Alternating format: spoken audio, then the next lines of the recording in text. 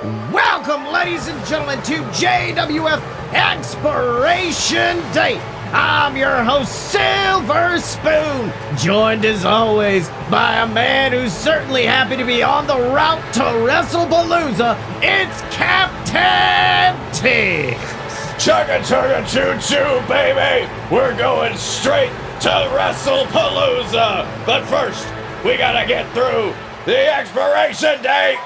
That's right, and most importantly, the Expiration Chamber match. Which, of course, if you want to talk about how big of a show this is, Tibbs, we are starting off with the JWF Championship on the line as 6 of the top superstars are going to enter that demonic structure with only one goal in mind, and that's victory. And I think this man may need just a little bit of magic to get him there. Well, if there's anybody that needs magic, he has it in spades and punches. Let me tell you something, Sills. The War Wizard, haven't seen a lot of him recently. He needs to be back, and he is back with a vengeance. Right here in the Expiration Chamber. That's right, of course, for the longest time, the War Wizard being part of our tag team division as one half of the War Wizards, alongside his longtime partner, Jeramis. But of course, we know Jeramis currently working down in our developmental territory, JXT. The War Wizard is now alone, and he's attempting to prove himself as a singles competitor in this match. And Tibbs, let me tell you something. If anyone can prove himself, it's got to be that big boy right there. Looking forward to seeing what the War Wizard can pull out. What kind of tricks he's going to have in his hat for this match, Sills. I think he's earned a good, definite shot at the championship. Well, I mean, let's not forget, he was part of the tag team champions. The War Wizards, for the longest time, held those titles, held the tag team championships until they were defeated. Shut up, Sills! Oh, baby, it's time! I hope you're ready to fucking expire everybody else in the chamber. Except for you, Chuck. I'm rooting for you, buddy. But the Hammerman's gonna fucking put you to test. He's gonna put you to test and grind you against the hammer anvil with the anvil hammer. Hammerman, 100%. He's got a shark fin on his mouth. Wait, are you done? I'm good. Okay, as I was stating earlier, the War Wizards tag team champions until they were defeated by this man, the Hammerman, and of course his tag team partner Fomo-San, who will be competing later tonight in the JWF Captain's Chamber match. And let me tell you something, the Hammerman, Fomo-San, ever since dropping their titles to Bananas and Pajamas a few months back, they've been trying to find their spot once again as singles competitors, and this is a great night for both of them to prove it. Oh, Sills, this is going to be wonderful. If the Rising Suns come out with 2 championships, I would be very happy, except not happy for other reasons. It's complicated. Well, I mean, they could, as they stated a long time ago, walk out with all the championships. Because, of course, we know their brothers in the VWO are challenging Bananas and Pajamas for the tag titles later tonight in a loser leaves JWF Extreme Rules match. At the end of the night, all members of the VWO could walk out of this with gold. But let's be honest, if this man has his way in this ring, it's going to be all demonic titles for the rest of JWF's history. Well, Sills, he looks like he can pull it off. I want to know who does his hair. Look at that mohawk. That is glorious. That is glistening. That beats the Hammerman's fake mohawk that he had going on by a country mile. That's right. Pomade sent from Baphomet himself, styling that hairdo of CRAAK, of course, who is 1/3 of Legion, alongside the team of Bone Crusher and the Titan. And Tibbs, let me tell you something. Those 3, they have been waiting for their opportunity, waiting for their moment to come. And I think that moment may come tonight if CRAAK can prove to be successful in this chamber. Tonight could be the start of something demonic or something brotherly, Sills. Or perhaps something straight from Hollywood as the man known as Hollywood Hulcher comes out to the ring. No one, Tibbs, in the 2020 season has had more wrestling matches than this man, Hollywood Hulcher, leading Team JWF to victory at Crossing the Line, defeating Danny Roanoke in their vicious Best of 7 series, fighting Blake Tanner, fighting against the Dylan. Hollywood Hulcher, in just 1 year, has come on like a house of fire here to the JWF. He seems like he's almost done it all, and he hasn't even been in the company for a year yet, since he came back, since his momentous return right after last year's WrestlePalooza. So I'm looking forward to see maybe championship gold in Hulcher's future. That is right, Tibbs. I mean, let's not forget, Hulcher has done a lot in this company, but he has never held the gold. He has never held the JWF Championship, which is currently held by this man, a man I know you, a man you know all too well, your son. Tibbs. Yep, that's it. I'm trying my best here. Yeah, baby, that's my boy right there. That's my son. That's my blood. But he is a new man. This is not the Chuck Tibbs you've ever seen before. This is the champion Chuck Tibbs. The Chuck Tibbs who has reinvented himself into a wrestling machine. That's right, but despite that, I do want to point out something, Tibbs.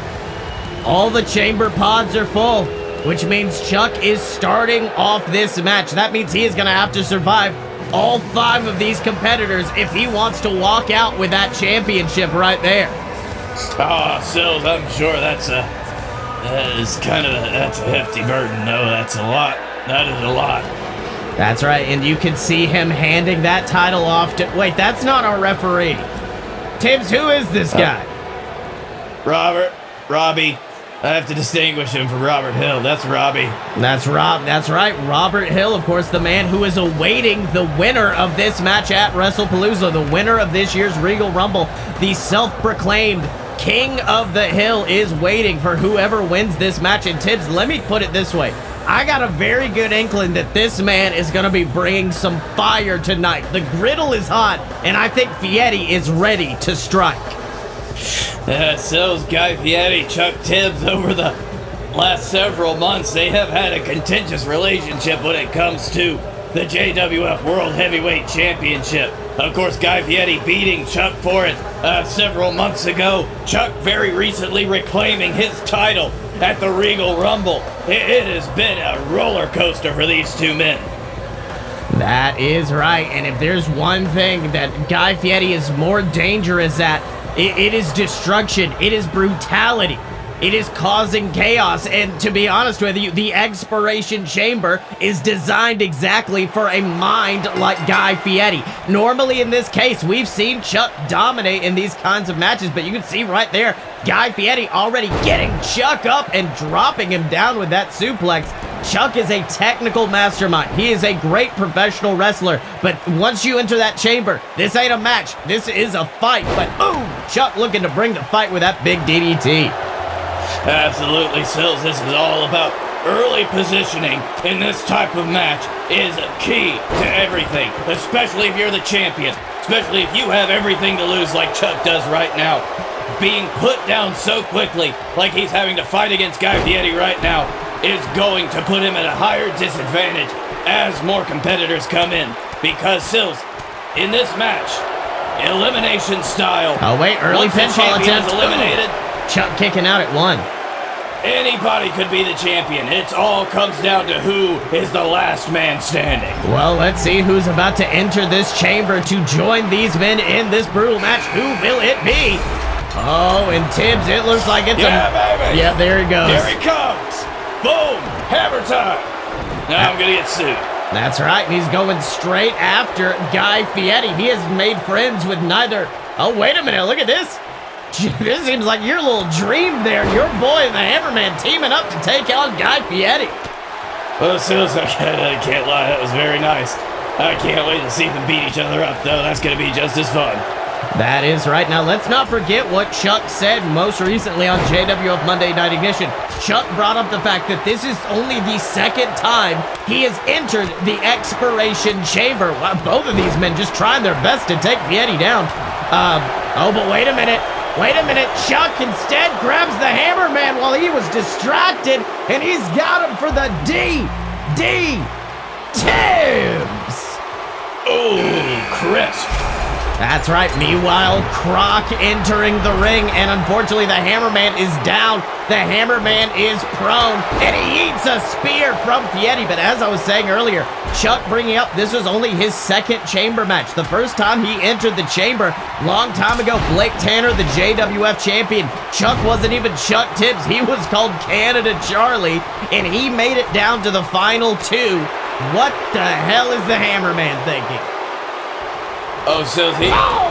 Yeah! Hammer drop, baby! That's right, but unfortunately, look at that, unable to capitalize. Ah, that's a damn shame, Sills. He flew off the top of that chamber. That was phenomenal. But Fieri eats a big hammer boot. 1, 2. Ooh, Fieri barely kicking out at the last minute as we await our fifth combatant in the match, and it looks like things are about to get magical as the War Wizard enters the ring. Chuck going for a pinfall on CRAAK. Ooh, but CRAAK out at 1. You see, the War Wizard's in a great position right now, Sills. He came in. There were already 4 men in the match. He could wait. He could bide his time, and he took the perfect opportunity, but it didn't seem to work out all that well for him. That's right, and it looks like Fieri immediately trying to take out the War Wizard as the Hammerman and Chuck Tibbs once again teaming up to take out CRAAK. Tibbs, let me tell you something. If they weren't fighting for a championship, I'd argue that maybe Chuck and Hammerman might be a tag team champions in the making. Well, Sills, don't give me too many ideas right now, because that's... Ooh. That's right, meanwhile, oh wait, Hollywood and Hulcher finally entering the ring. All combatants are in now. 1 kicking out is the Hammerman. Meanwhile, Guy Fieri has been busted open as what the hell is CRAAK doing? CRAAK just dropping Hollywood Hulcher down onto that metal. But CRAAK walks into a DD Tibbs. That was a painful sight right there, Sills.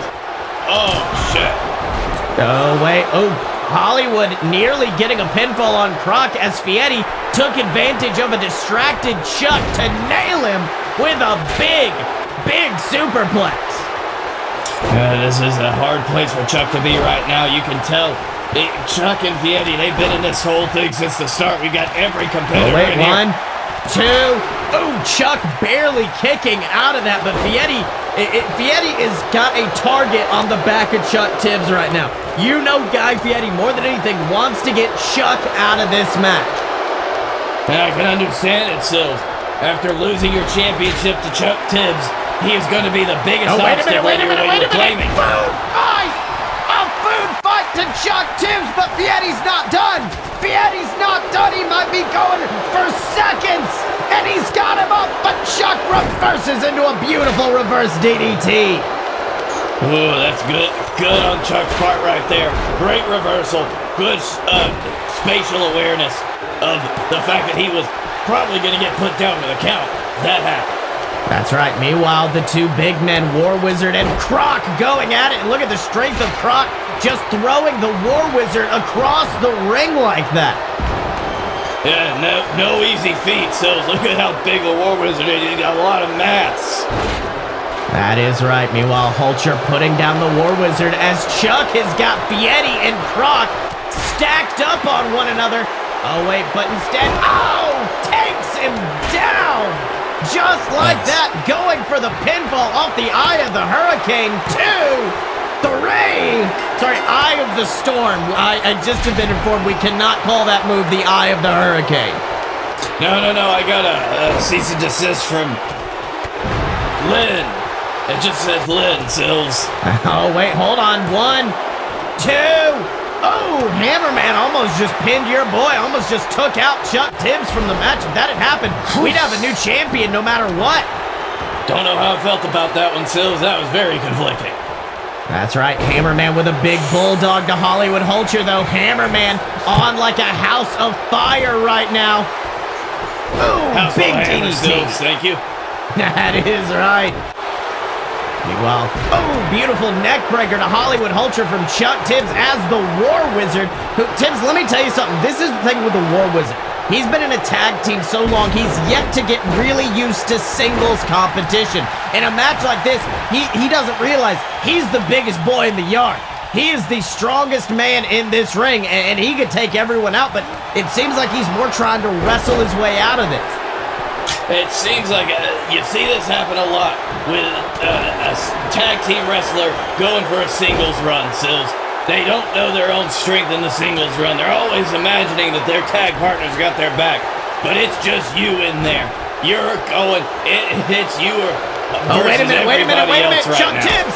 Chuck Tibbs was getting set up for the Hollywood Hills, but instead drops Hollywood Hulcher like it's nothing before whipping the Hammerman across the ring and went for the spear, but Hammerman gets out of the way. Now Chuck's new technical style, Sills, it seems to be getting him out of a lot of hairy situations that I think in the past could have spelled doom for him. Oh, wait a minute. Boom! Beautiful running knee there. Hammerman stealing the pinfall. Chuck quickly taking that out from underneath him. 1, 2, kicking out his Hollywood Hulcher. And I think if Hammerman and Chuck hadn't had that disagreement, Hollywood might have just been out for the count. That might be true, Sills. I don't know what that was all about. Chuck was setting up for a second, but instead ate a big hammer boot. 1, 2, barely kicking out his Chuck Tibbs as Guy Fieri getting planted by the War Wizard. The two bigger men just dueling it out up there on the concrete. But Fieri's up. Fieri is up. Could we see it? Avada Kedavra! Avada Kedavra! Meanwhile, Hammerman just took out Hollywood Hulcher. Holy shit, War Wizard with a pin on Fieri. Oh, and War Wizard taking out Guy Fieri. They are dropping like flies. Well, Sills, that's amazing. The War Wizard, in one of his first big singles matches, was able to get one over on a former champion, Guy Fieri. I don't know about you, Sills, but that was impressive. That's right, but unfortunately, now the big man is in there with the two cruiserweights. Oh, and gets draped over the ropes for his troubles. Oh, and then Hammerman with that big spin kick takes out Chuck. Hammerman's the only one up. Hammerman's up. And Hammerman drops him with the leg drop. Falls into the pinfall. 1, 2, 3. And Tibbs, this is either a dream or a nightmare. Spine buster. Stacks him up. 1, 2. Oh, Hammerman just barely kicking out. And see, that's what Chuck Tibbs was talking about on Ignition. He was saying, if you're face to face with me, don't choke. But that big knee might just take out the Hammerman. I don't know, Sil. This is my greatest dream and my most worst nightmare right now. Went for seconds. Chuck Tibbs is relentless right now. He is trying to knock the Hammerman's head off, but Hammerman avoids it. Hammerman avoids it. Oh, went for a big drop kick. Chuck got out of the way. Sil, I am finding it hard to retain my objectivity right now between these two wonderful competitors, two of the most talented wrestlers I've seen in this generation. And I'm feeling palpitations right now, yep. That's right, Hammerman backed up. Hammer spin kick, laying out Chuck once again. And now Chuck is lying in wait. Can the Hammerman do it? Can he do it? He's up! He's down! Hammer leg drop! Hammer leg drop! 2! Drop! Chuck kicked out. Oh. Chuck Tibbs barely kicking out of that hammer leg drop. Chuck Tibbs is still in it. Chuck is still in it, Sills, but you can see he is taking a beating. It's going to be hard for him to finally get the momentum back in his favor. That's right, but he has got Hammerman up against the ropes, just mercilessly beating the living hell out of him, Tibbs. Chuck Tibbs is doing everything that it takes right now. Second spine buster, but doesn't opt.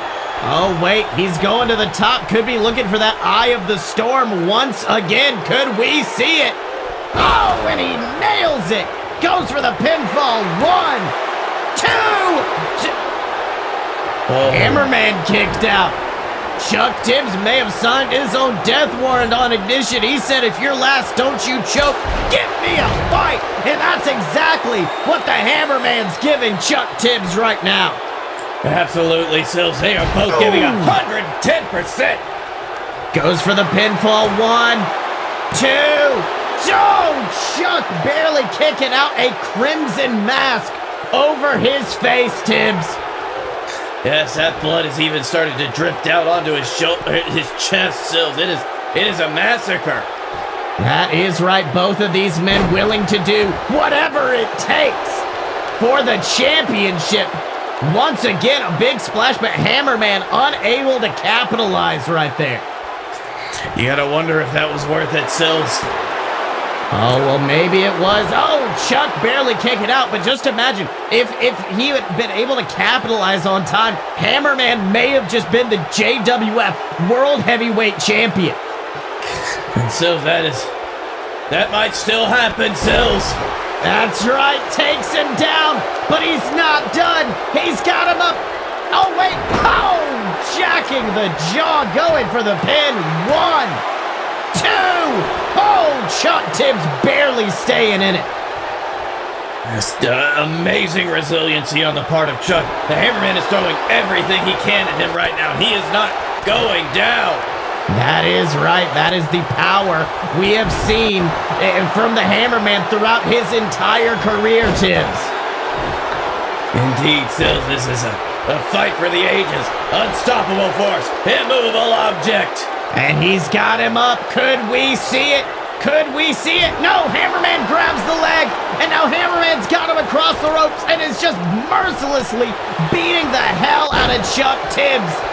And he's once again going up top. Hammerman once again. Oh! Beautiful double stomp to the chest. And Chuck Tibbs, unmoving, is lying in wait. Oh, Hammerman trying for a third attempt. And he nails it. But once again, unable to capitalize. That is the problem with the Hammerman. It is too much, too hard, too fast, and he's beating his body up just as bad as he's beating up Chuck's. Yeah, Sills, and you can tell that's the third time he's been unable to capitalize off of that, and it might have just given Chuck a quick advantage. That's right, both of these men now catching their second wind, and he's got him.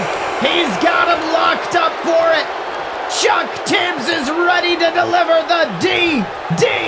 Tibbs rolls him over into the pinfall center of the ring. 1, 2, 3. Hammerman kicked out. What is the Hammerman made of, Tim? Hammers! And he That delivers is all them. hammer all the time. And you're gonna have to do something more than that. That's all I have to say to Chuck. Maybe that spin kick will do it, though, but unfortunately, ooh, big elbow to the gut from Chuck, went for the spear, returns with a big knee is the Hammerman, who is backing up Tibbs. The last entrant in this match, he went out a long time ago. These two men are just having a match at this point.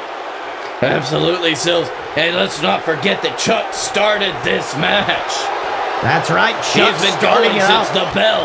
Oh, big kick, and then what the hell, out of nowhere, big hammer boot. But he's not done, he's picked him up, might have been going for another hammer boot, but instead gets placed into those ropes by Chuck, who now is just draping him across that bottom rope, but unfortunately Hammerman ducking out of the way. Wait, Chuck, Trinity Bomb, but Hammerman kicked out of the Trinity Bomb like it was nothing, but now Chuck has got him locked in. Chuck is cinching back on it. Chuck is fighting with everything he has, but he ends up letting go. I think Chuck Tibbs is trying for something else. Might have been going for that final bow, big knee, but instead, wants to end it with the move that he started it with. He's got him locked up. He said this would happen. DD Tibbs dropping him directly on his skull. That's got to do it.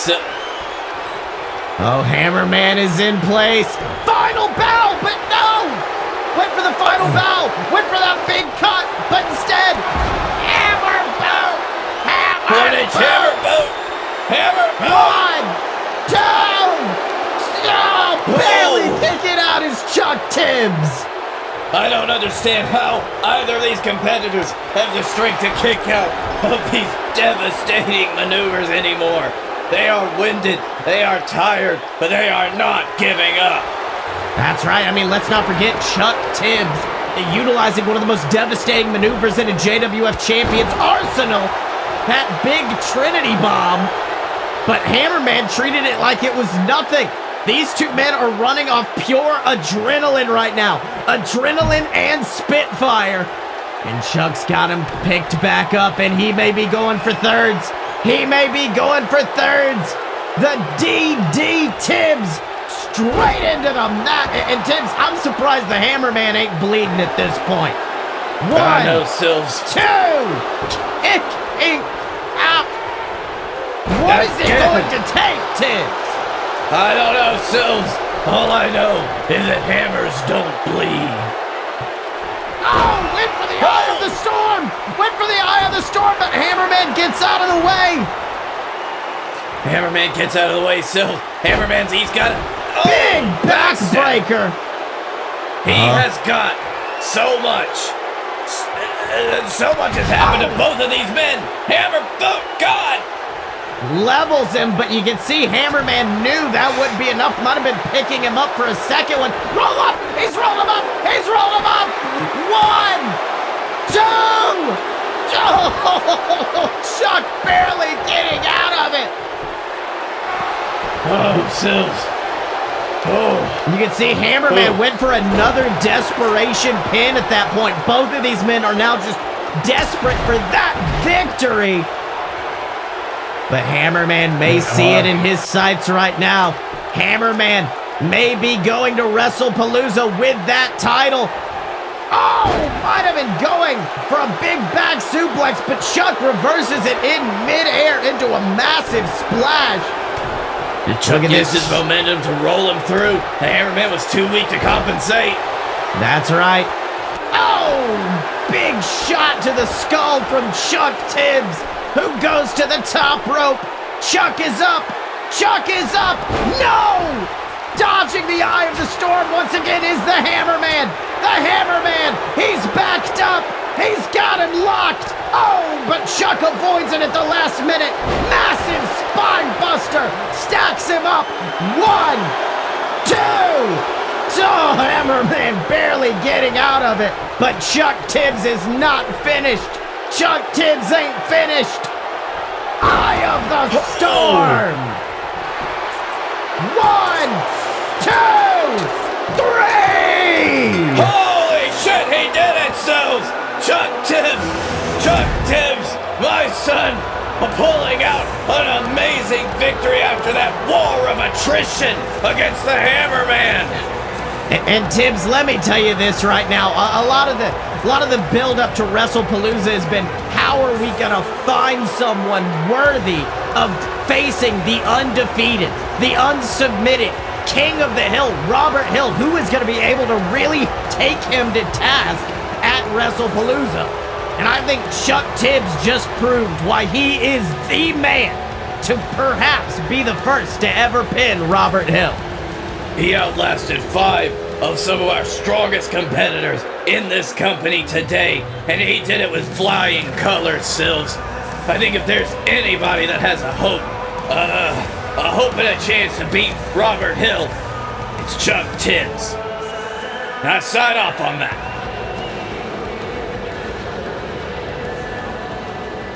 What's up, everybody? It's everyone's favorite commentator, Silver Spoon, here to remind you that if you're enjoying the show, if you're enjoying this great JWF pay-per-view, maybe consider giving back over at patreon.com/a-load-of-BS. That's right, for the price of a cup of coffee a month, you can support us, the Fight Boys, a load of BS. The entire network can benefit from just a few dollars a month from you. In addition, you get exclusive content like Wrestling History X from the Fight Boys. You get to check out old episodes of JWF. They're all waiting for you over there on patreon.com/a-load of BS. Well, Tibbs, after what was a hell of a fight from the Hammerman, you gotta think that is inspiring these men, the Hammerman's brothers, the VWO, to come out and fight like their careers depend on it, because let's be honest, in this match, they do. Indeed, Sills, this is whatever happens tonight, the consequences will be far-reaching and potentially dire. That is right. A loser leaves town match, an Extreme Rules match. Any type of brutality can happen between these two men and their opponents, Bananas in Pajamas. But Tibbs, let's be honest, what would... I don't know what a future JWF would look like without either of these teams in them. I mean, Bananas in Pajamas, we like to joke on them, but they are one of the longest tenured tag teams we have in this division. They are one of only 3 teams to have held the JWF Tag Team Championships twice. That Sills, you gotta think the VWO has become a staple of the JWF Tag Team division. They have been here for so long at this point now. JWF without them is frightening. That's right, but I mean, let's not forget what they said. Bananas in Pajamas, this whole time, they have been seeking to prove that they are the greatest tag team here in the JWF. And yes, they like to come out, they like to goof off, they like to have fun, but when they get into the ring, it is 110% brutality. And when you have these two teams that are so steadfast on believing they are the greatest tag team of all time, I guess the only logical way to end it is by saying the town's only big enough for one of them. Yeah, it's true, Sills, and God, I hate this entrance, Sills. They do it every time. Usually, on the way to WrestlePalooza, people will, like, get new gear and make things, like, updated. They have stuck with this for about 2 years, Tibbs. Yeah, that is true, Sills, and we might be in for it for much longer if Bananas in Pajamas is victorious tonight, and that's a frightening, frightening world to imagine. That is right. Oh, wait, Tibbs, but how could you hate it? Look, he's doing the thing. He's doing the... Oh, yeah! Oh, yeah! Beat him up, Griffin! Griffin Cloud says every day you're shuffling. Well, every day I'm championing. I'm sorry, I thought that was going to be better. Not particularly, but you tried. Shippy didn't even get to hold him high, Sills. That is right, but I mean, you got to think the VWO, they have seen Bananas in Pajamas do that entrance for years. They have seen them make a mockery of those championships that Griffin just sent careening into the head of Joey Pajamas. You got to think, at this point, VWO are done with it. Absolutely, Sills. I think they speak for a large portion of our audience as well. The people who want to see either a return to something that they're used to or something that they know can bring quality content every week, week in and week out, which is the VWO. Whereas Bananas in Pajamas have started putting on great matches recently. I'm not going to take that away from them, but come on. That's right. Oh, big lariat to the back of Griffin Clouds' head, but Justin delivers a lariat of his own. And look at that, Justin just posing up on the top, and Joey's trying to punch him down, but looks like Johnny and Joey have to team up to take out Justin Clouds. That man is the powerhouse of the VWO for a reason.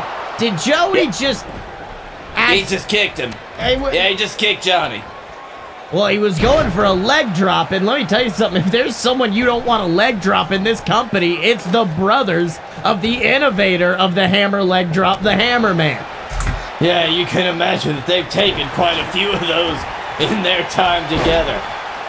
That is right. Meanwhile, Justin finally taking advantage of the Extreme Rules concept, bringing that table into the ring. Now it's just a matter of what's going to happen with it. Sills, that is a good question, as we know. Justin bringing out a bat, but unfortunately Joey quickly taking it away from him. Meanwhile, in the ring, oh! Johnny Bananas ate a big under vapor from Griffin Clouds, but Joey was right there with that bat to break it up. Yes, Joey, very good ring awareness on his part right there. That could have just lost in the match if he wasn't in the right place at the right time. Did he just teleport that table into his hands, Sills? Well, they're using their own magics. Meanwhile, Justin might have been trying to set up that table, but Joey wrestles it out of his way. Oh, and went to hit Justin with it, but instead gets shot in the face. And Joey being forced to roll to the outside, and now the VWO have Johnny Bananas right where they want him, although Johnny does seem to be putting up quite a bit of a fight. Now, Sills, I saw him just get up, but how did Shibata get knocked out? I think Joey hit him with the table. It's not a good thing. Not a good look at all, Sills. Well, unfortunately, Johnny is in the ring getting the hell beat out of him. Meanwhile, his tag partner is just going under the ring looking for some sort of plunder. Joey, he looks like he was looking for the right tool, but that was too little too late as Justin Clouds tried to stop him at the pass. Well, meanwhile, in the ring, Griffin Clouds, he's got Johnny. Beautiful neck breaker. Oh, as Joey plucks that ladder out from underneath the ring, but gets unceremoniously dropped by Justin Clouds before he hits a big spine buster. Oh, Sills, you gotta see, this is that veteran attitude of Justin Clouds. This is the hoss fight outside the ring right now. That is right. Meanwhile, inside the ring, Johnny and Griffin are not without their own battles. Beautiful super kick, goes for the pinfall. 1, 2, ooh, Justin breaking it up at the last moment. But if Justin wasn't there, that might have been the end of the match and the end of the VWO. But Silv, you see, that's what a good tag team partner does in this kind of match, tornado-style match. You always got to be keeping your eye on your partner. It is so wait a minute. Cumulonimbus powerbomb from Johnny Bananas. Griffin falling into the pinfall. 1, 2. Oh, barely kicking out of that is Johnny. Oh, Silv, that's a scary thought right now. The Cumulonimbus powerbomb, that is a hefty move. Wait a minute. Under vapor from Griffin Clouds, just leveling Johnny Bananas, Tibbs. Oh, as you see that open wound on Johnny's head as he comes back up from that, he is 1, bleeding. 2. Oh, Johnny barely kicking out. But I also think that had to have been a little bit of assist to Joey. Oh my God! Beautiful leg lariat just sent Griffin straight down onto that ladder, Tibbs. That is painful, Sills. I'm surprised that Griffin Clouds did not break something at that move. That's right. Meanwhile, Joey setting up that table. The table has fallen back down. Immediately. Joey really wanting that table to be set up, though. Massive super kick. Joey! Hey, 1. Put the table on fire. Why? I mean, Johnny hit the super kick. Johnny almost had the match won. Now Joey just went face first into a flaming table. Sills, I think Joey has a plan, and I'm afraid to see what happens if it comes true. That's right. Oh, big shot with that ladder. And then a DDT. And now, oh, what's Joey thinking? Joey at the foot of that ladder, climbing it high. Could we see a massive splash off the top? Perhaps a 450. Okay, I think Joey's afraid of heights, Tibbs. Well, he got down pretty quickly, Sills. He looked like he wanted something to happen, and that just didn't work out. And now the ladder's just on the ground. Yeah, I think Joey's plan might have been a little bit more death-defying and high-flying than he was used to.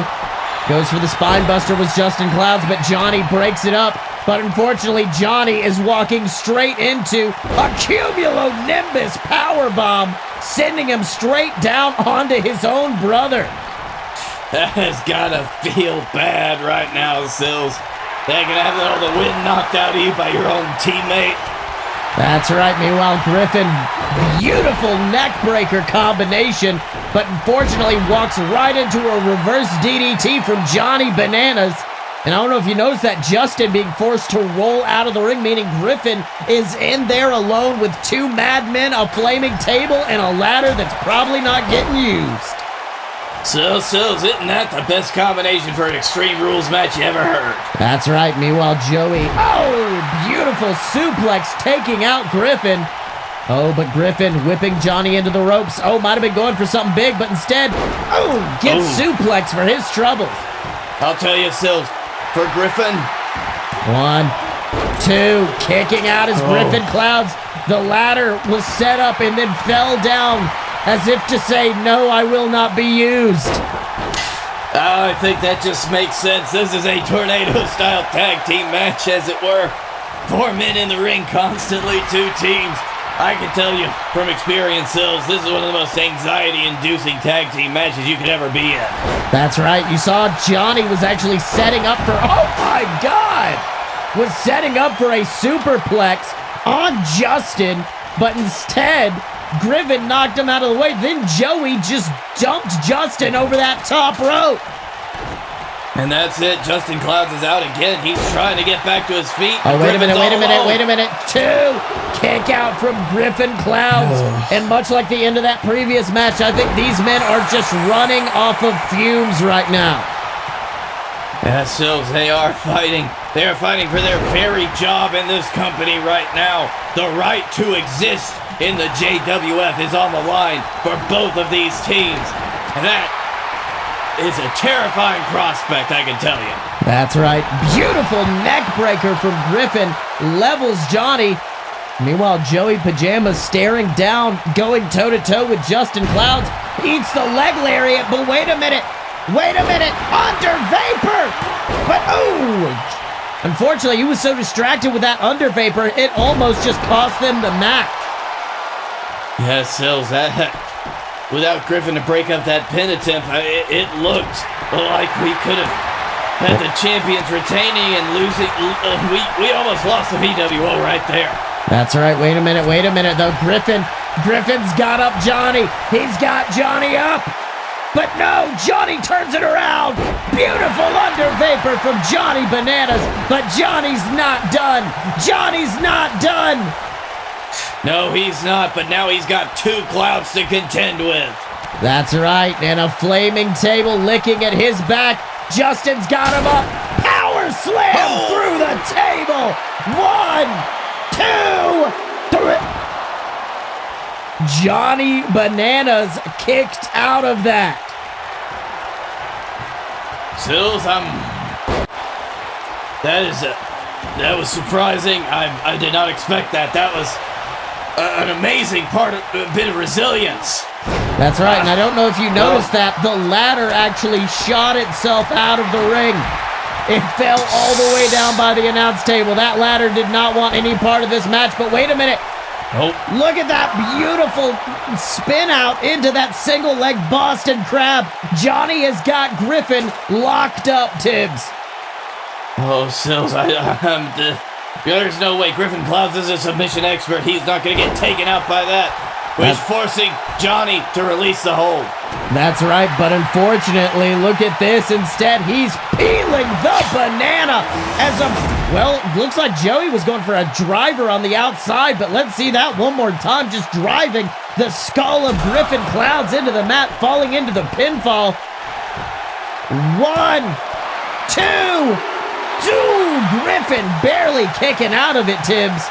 But unfortunately, it looks like Johnny has another plan in mind, and it looks like he's just going to keep that brutality running. This is a bad situation for the VWO right now. Both of their members are down. They're gonna have to pull back together if they have any hope of winning this right now. That's right. But unfortunately, we don't need a replay. Johnny Bananas is giving us one of his own. Looks like we're gonna get a replay anyways. That is an amazing amount of brutality on the part of Johnny Bananas, but this is Griffin Clouds we're talking about. This is one of the best. One, of the best of the best.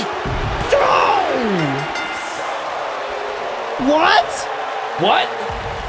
No, Griffin kicked out. I saw That was Griffin 2.5. kick. That was 2 3/4 at the most, but Griffin Cloud kicked out of that. What the hell, Shibata?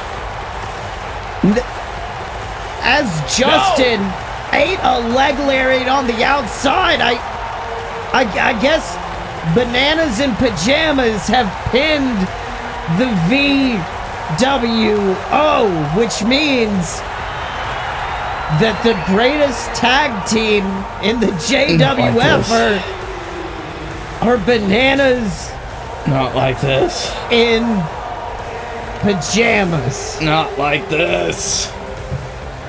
And the VWO have been kicked out of JWF Pro Wrestling. This is a dark day for all of us. Ladies and gentlemen, the following event is scheduled for one clusterfuck and is set to occur in Birmingham, Alabama. Introducing first, he is the bearded man from the Badlands, the absolute Badlands, Scotty Moore! And in the other corner, sporting the modest plaid on plaid on plaid, the man with the plaid crown, the plaid is plaid on the plaid, the man who knows nothing about wrestling and everything about plaid, Blake Tanner. I'm sorry, was I supposed to do something there? I thought this was just you two.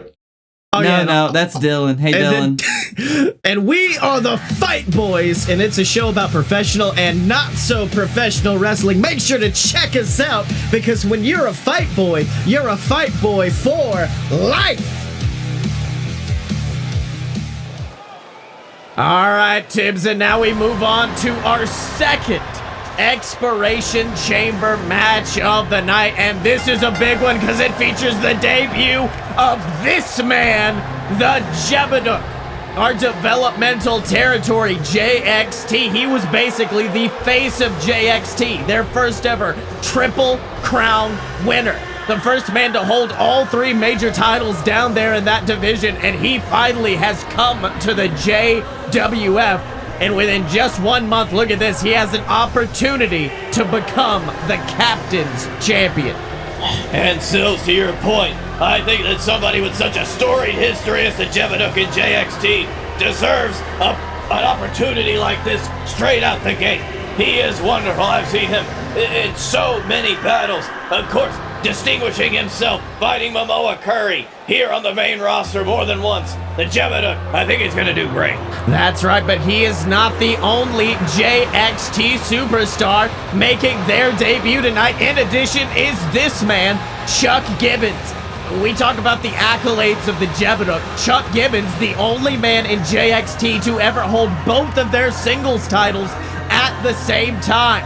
Chuck being both the BS champion and the JXT World Heavyweight champion at the exact same time. Chuck Gibbons, in my opinion, Tibbs, nothing to sneeze at. I will say, I'm not sure why he still has their belt. No, Sills, correct me if I'm wrong, but he lost that belt a little while ago, didn't he?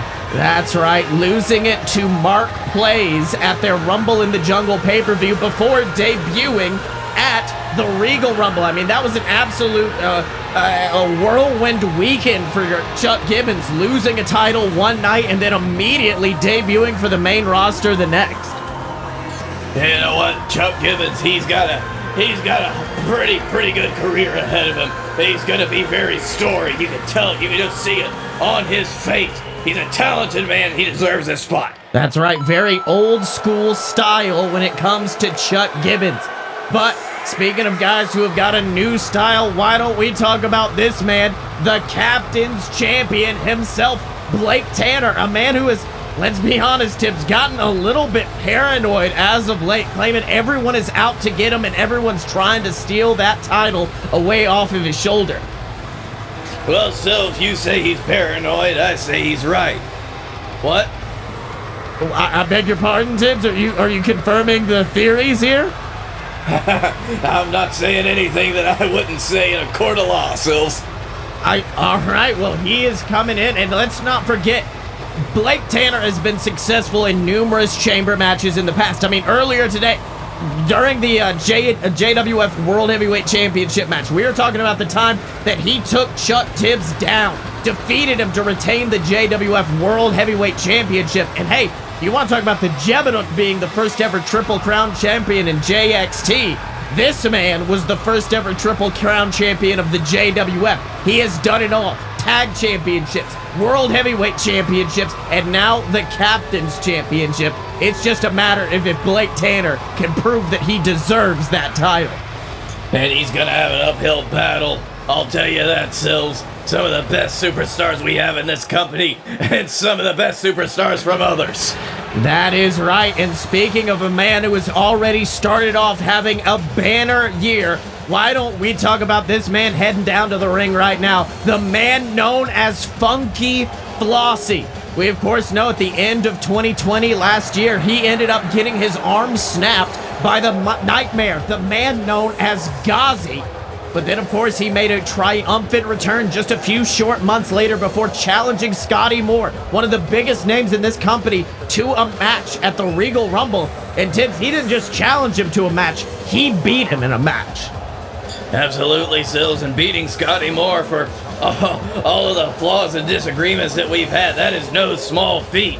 Coming up and defeating a former champion in any right, Sills, is going to get you a hot shot, a rocket strap. You're going to go up and you're going to find yourself right here where Funky Flossie is right now, among champions. That's right, and if you want to talk about the Captain's Championship, of course we know it was debuted a couple of years ago. What does that championship represent? In my opinion, that represents hard work. That is the championship of the workhorse of this company. And if you want to talk about a guy who has been putting in work, whether it was noticed or whether it wasn't, Funky Flossie is that guy. Puts in the work every single time he arrives at this arena. I mean, like I said, arm snapped by Gozzie. Within 2 weeks, the man was back in the company fighting once again.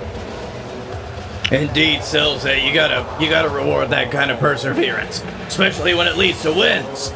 That is right. Now, I do want to just acknowledge the strong presence of our developmental territory, JXT, when it comes to this match.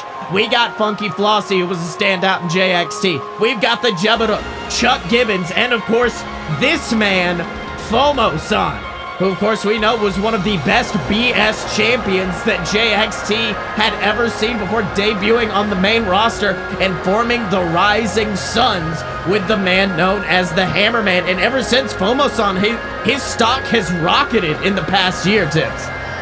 Of course, Sills, and with the addition of Fomo-San, this extremely capable fighter to this, you've got to wonder how Blake Tanner feels going up against wrestlers that he helped create. It's gotta be working against him at a psychological level after having been beaten by one of his own creations, Falcor the Stoppable, just a few months ago. Well, I'm not gonna say I did that on purpose. Well, not only that, also being defeated by Jeb-A-Dook. In Jeb-A-Dook's first singles match here in JWF, he took out Blake Tanner. Yes, you're right, Blake Tanner, Scotty Moore, they are the heads of our developmental territory. They are the heads of JXT. A lot of these guys' careers were built on the backs of the BS boys, we like to call them, especially this man. I mean, if you want to talk about a guy who was brought into this company with a rocket strapped to him, it's the Nightmare. It is the son of Mara. It is Gozzie, who, of course, we know debuted in this company, defeated Scotty Moore in an epic one-on-one match, then aligned himself with Blake Tanner, and then that epic triple threat match that eventually saw Blake Tanner win the Captain's Championship. Let's be honest, he wouldn't have won that match if it wasn't for Gozzie. Yo, you gotta know that, Sills. Gozzie, of course, he put the Dylan on the shelf by tearing his shoulder asunder. And that was all the Gozzie. Because of that, the Dylan couldn't break out the pin. The Dylan couldn't win the match. He couldn't even stop it. And Blake Tanner took that win and took the Captain's Championship. That is right, but now the Nightmare is back and he wants revenge on Blake Tanner, and let's be honest, with a lot of guys in this match.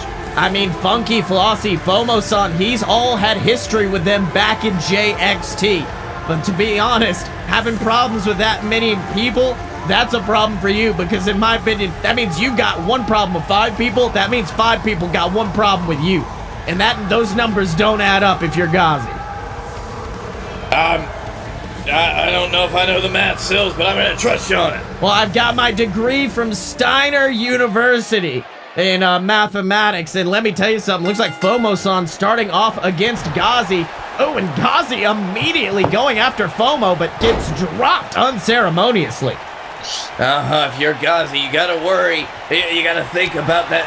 Your kind of style of wrestling and how it's gonna clash with Fomo-San, who he may be small in stature, Sills, but he is big in heart and he is very strong for his size. Well, not only that, you got to consider this. Both of these men wrestle a very breakneck smash mouth style. In this kind of match, when you're starting out, when you're number 1 or number 2, you know you've got to wait for numerous other people to come in. You can't wrestle this brutalistic style that they're using and be able to maintain it throughout an entire match. I have to say, Sills, that smash mouth kind of style, not as big a fan of it. More of a bare naked lady style kind of guy myself. All right, Tibbs, but it looks like Fomo has Gozzie. Oh, and just sends him over. You can hear the metal clanging. That is not padded sheets out there. That's metal, but oh, Fomo-San just comes crashing down onto it. Oh, yeah. That is a dangerous thing about this expiration chamber structure that we have. Everything outside of that ring is hard, and it is painful. And it is very likely to break a limb by taking the wrong kind of fall on top of it. That's right. Meanwhile, what is Fomo-San thinking? Just driving Gozzie's head into the corner of that steel pot. And that is not circular like it's been in the past. That is a sharpened metal edge, and that can cause lacerations, gashes, who knows? And of course, Sills, you saw whose pot he was doing that to. Almost sending a message to the captain's champion. I'm going to do this to you next. Oh, it's 1, 2. Oh, almost got a pinfall as we await the 3rd entrant into this match. Who will it be? Oh, and it looks like it is Chuck Gibbons. And I don't know if you noticed that. Fomo-San was about to try to take out Gozzie, but the minute he saw Gibbons come in, Fomo got down because Fomo wanted a fight. I have to agree, Sills. You really got to know, every time that a new chamber opens, you got to really weigh your options. Should I keep fighting the person that I'm fighting right now, or should I go after this big fish that's just been released? And I can't think of a bigger fish than Chuck Gibbons right now. Well, not only that, I want you to think about this. Fomo-San prides himself on being a master of the back suplex. But you know who else has become a suplex machine down in JXT? The man known as Chuck Gibbons. We can see a war of the suplexes tonight. But I'll be honest, I think... Oh, wait a minute. Roll up from Gozzie. Schoolboyed him. 1. Ooh, Gibbons kicking out. Gibbons with that old school breakneck style, a true throwback here in the JWF, something we have not seen in a very long time. Indeed, Sills, that is definitely a more to the mat style, a lower center of gravity style that Chuck Gibbons has, which is why you see so many suplexes from him. That's right, but I mean, Gozzie, oh, wait a minute, he's got Fomo's arm wrapped up, maybe looking to, snap that arm directly over, but Gibbons saves Fomo before Gozzie can do any more damage. Yes, and you gotta remember, Sills, that's the same move that snapped Funky Flossie's arm almost in half. That's right, you see Funky in his pod just glaring a hole through Gozzie. Meanwhile, Fomo takes Gibbons. Oh, big boot to Gibbons, and it looks like Fomo going up top. What could he be thinking? Oh, elbow drop straight to the spine of Gozzie. Goes into the pinfall as we await our 4th entrant. Gozzie kick it out. Oh, Tibbs, and it looks like the champ has come out. And let me guess, I'm going to guess that he's going to say this is part of the conspiracy against him as well. That he had to come out 4th, and he wanted to come out 6th, I'll bet. Oh, yeah, Sills, I bet he's going to say that 100%. And you know what? I'm not going to say that I tried to get him out first, but I did press the wrong button. So you know what? That's not true, maybe. All right, well, for some reason, Tibbs has quite the vendetta against the captain's champion, but the captain's champion putting in the work tonight. I mean, Tibbs, let's not forget, The second longest reign of the JWF champion in this modern era was from Blake Tanner. He has held the Captain's Championship multiple times, Tag Championships multiple times. I know he has not exactly had a banner year, but Blake Tanner can get it done when he needs to. But unfortunately, Fomo, shades of what his partner, the Hammerman, was doing earlier, but unfortunately, looks like Blake Tanner coming up to meet him. Oh, he's grabbed himself. Oh Holy my shit. God! And then Blake with a massive splash straight down onto Fomo-San. I will say there is one thing about Blake Tanner. He definitely knows to scout the competition. Even though he wasn't able to see Fomo-San in action, partner. Rising Sun! Two! Oh, barely kicking out is Blake Tanner out of one of those patented back suplexes I was talking about. Meanwhile, Gozzie has Gibbons pinned. 2, 3! My God, so did Gozzie just pin Chuck Gibbons? The Nightmare Gozzie has taken out Chuck Gibbons, and that is a real feather in the cap of the Nightmare. But look who's coming right for him right now. Funky Flossie, as Gozzie and Blake Tanner duke it out in the center of the ring. I will say it looks like Funky's going to have to wait in line because Blake Tanner has still got a few hatchets to bury with Gozzie. That's right. 1, 2, 3. Gozzie pinned off of that massive bee sting. 1, 2. Oh, Funky nearly pinned off the Rising Suns. They are dropping like flies. And if I was the Jeb-A-Dook in that final chamber, Tibbs, I'd be happy as hell to see these men getting out. Oh, absolutely, Sills. The Jeb-A-Dook, who is completely fresh. A Funky Flossie who's just entered the match right now. He's still taking some punishment from Blake Tanner. He's taking punishment from Fomo-San. They're all dishing it out to each other, and the Jeb-A-Dook is sitting pretty. Oh, but wait. Bee sting! Bee sting to Fomo-San! And he falls into the pinfall. 1, 2. Fomo barely kicking out at the last minute off of that. Beautiful Hurricane Rana from Funky takes down Blake Tanner. But Blake back to his feet now. What is Blake thinking here? Beautiful power bomb. Goes for the pinfall. 1, 2. Ooh, kick out, but he manages to hold on. And he has got Funky Flossie tapping. God, Sills, that was almost instantaneous. It's like he snapped something in the back of Funky Flossie. That's right, the champ with 2 eliminations so far. The only other elimination going to the Nightmare, known as Gozzie. Now let's see what Blake is thinking here. He has Fomo-San in the center of the ring as the Jeb-A-Dook. He's going to have to watch his back. Wait a minute. He's got him locked up.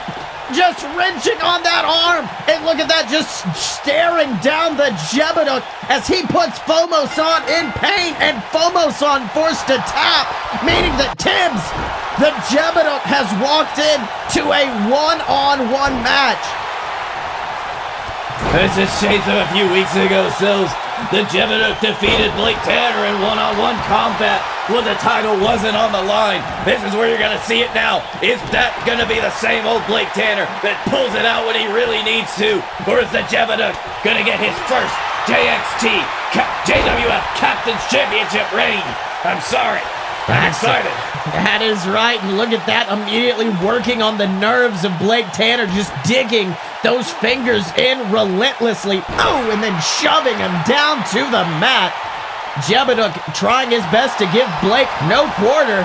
What is he thinking here? Picking him up. Could we see it? Look at Blake Tanner's nearly 7 feet in the air and then just dropped over that top rope.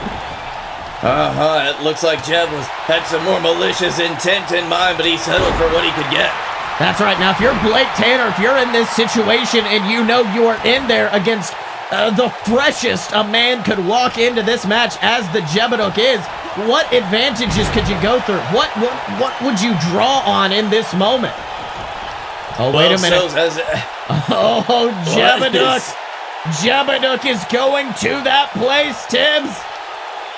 I did not like how he was situated with Shibata right there, Sills. That is right, but it doesn't matter. Oh! Duke Whirl!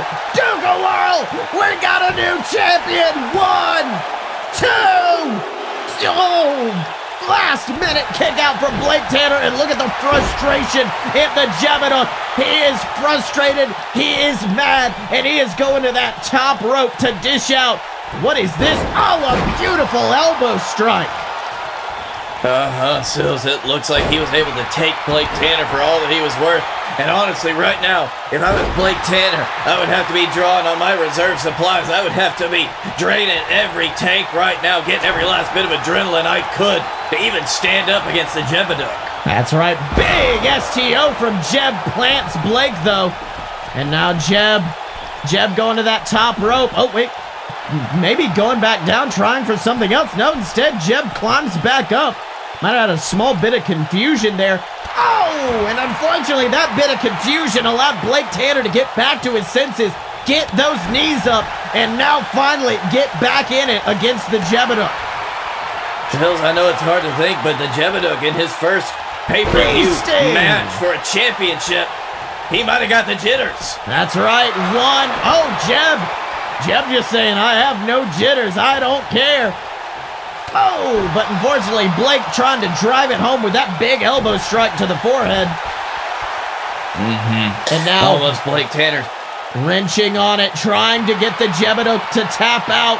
But the Jeb-A-Dook says there's no pain worse than losing that title, than losing this opportunity. But Blake Tanner fighting back. Absolutely, Sills. This is just what happened a few weeks ago, but on steroids right now. Who would have thought that Blake Tanner, with a little help from the other competitors, would have cleared the field out by the time the Jeb-A-Dook entered? Oh, and Blake reverses that STO into a big slam. You can see the champion taking a moment to take his breath, and that's what you were talking about earlier. That's drawing on those reserves. That's using these moments in between these big moves to take your breath. And it looks like it's allowing him to hit the bee sting in the center of the ring. Goes into that pinfall. 1, 2. Ooh, kicking out is the Jeb-A-Dook. That's it, Sil. You've seen Blake Tanner use the bee sting a lot. He's used that maneuver, but he hasn't resorted to some of his more effective maneuvers, like that Blake out right there. That's right, and it looks like he's not done. He's not done. He's locking him in the Blake Panther, and the Jeb-A-Dook is caught in the center of the ring, and look how close to tapping the Jeb is. He is in trouble, yes, and we can thank our friends, our digital friends who have helped us see just how much pain the Jeb-A-Dook is in for your viewing pleasure. That's right, but Jeb finally escaping it off the ropes. Who went for the shotgun splash, but instead gets caught. Could be looking for that straight jacket power bomb. Oh, and he nails him with it. Oh, finally getting back to his feet is the Jeb-A-Dook, sending Blake Tanner across the ring. Big splash. And look at that, just sending him down to the earth. Oh, Sills, Blake Tanner's in a bad way. That's right. He may be in an even worse way right now as the Jeb? Yep. He's calling for it, Sills. That's right. Something dark inside. He had to find that dark place. Look at him. He's terrifying. Crawling towards Blake Tanner, but Blake barely even moving. But he is now Duke Whirl straight into the mat. Jeb-A-Dook. Oh, Tibbs. He may be trying to end it with the Soul Eater. That vicious maneuver, but no. Blake Tanner fights out. Bee sting.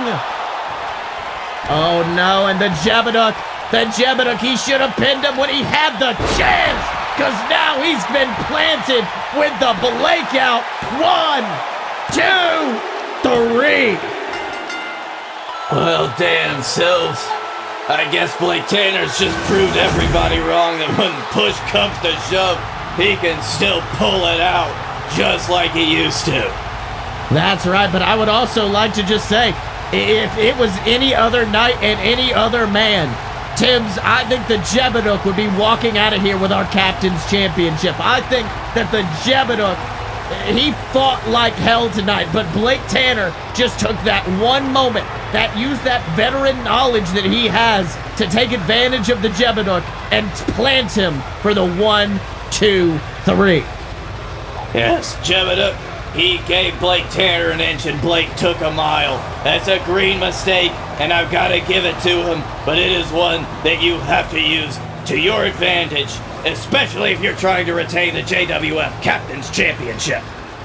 This summer, 2 men saved the world. From who, you ask?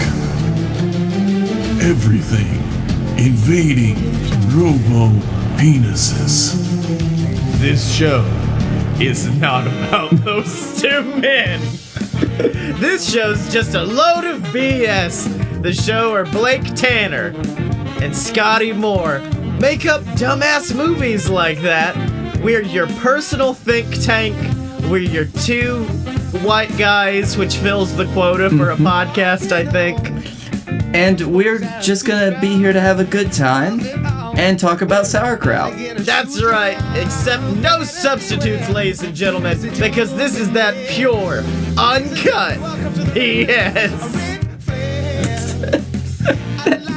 Good, uncut. All right, Tibbs, and now we move from the Captain's Championship to the #1 contender for the Captain's Championship. This man known as the Dylan. Of course, we mentioned earlier, back at Heck in a Sec, he faced off against Gozzie and Blake Tanner in the titular structure in the Heck in a Sec, and unfortunately suffered a torn rotator cuff at the hands of Gozzie. But he made his return at the Regal Rumble, and ever since he has been trying his damnedest to get his rematch. But Blake Tanner, he's been dodging every step of the way. That's right, Sylvan. I think Blake Tanner knows you don't want to go up against this undefeated in singles combat, the Dylan. The Dylan who has the best win-loss record of anybody in the JWF by a country mile. Sills, he has dominated from here to there, sea to shining sea, and he has taken all comers, no matter where they come from, no matter what corporation, what company they're in. The Dylans beat them all.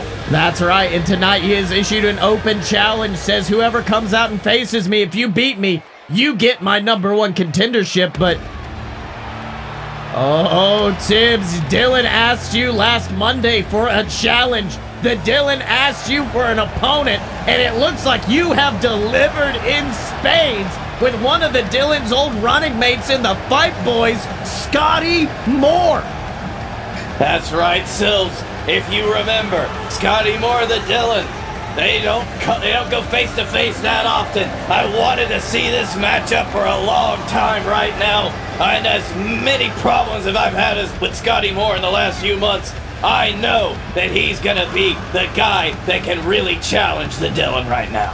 That's right. Let's not forget, just a year ago at WrestlePalooza, these 2 men faced off.